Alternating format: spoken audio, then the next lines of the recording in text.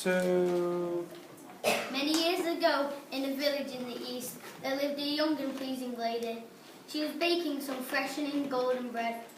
While she was carefully and patiently waiting for the bread to rise, she came to the window and started to comb her hair while singing a strange song about the moonlight.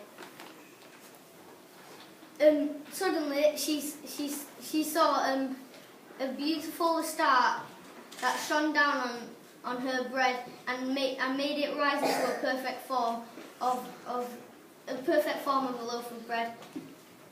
She whispered to herself, "I will take the star bread to wherever the star takes me." In a village in the south, there was a young woman with a baby that was recently growing a tooth, trying to make him go to sleep.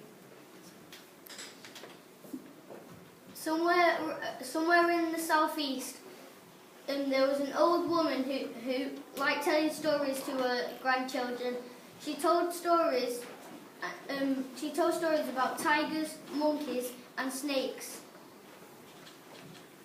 Suddenly, she changed the story about a beautiful star and that she will follow the star. And she pointed at the star and said, "This is the size of the star that I was talking about." Not long after, the three women all set off to go to find the star. They all met up on a dusty road, talking at midnight, talking about where they were going and why they were going. They didn't know how long they had travelled because neither of them were cold, hungry, or thirsty. All of a sudden, the beautiful star shone again.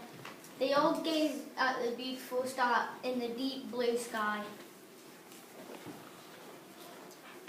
As they were carrying on their journey, in the distance they passed three middle-aged men with blue robes riding their golden furred camels. Out of nowhere,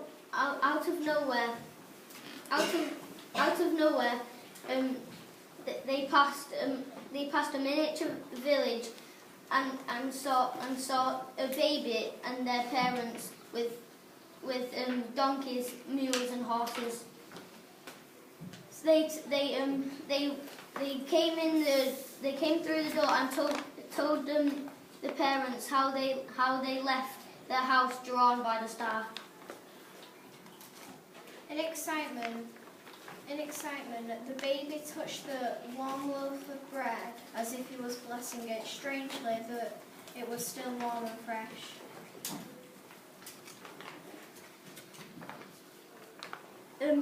With perfect expression, the old woman told a magical story about animals to the baby. Unexpectedly, the mothers both held their babies near each other, and the older baby gave the newborn baby a kiss on the forehead as a present. Unfortunately, the three wise women left the stable, going back home. None of the villagers knew that they were gone or left the house for a moment.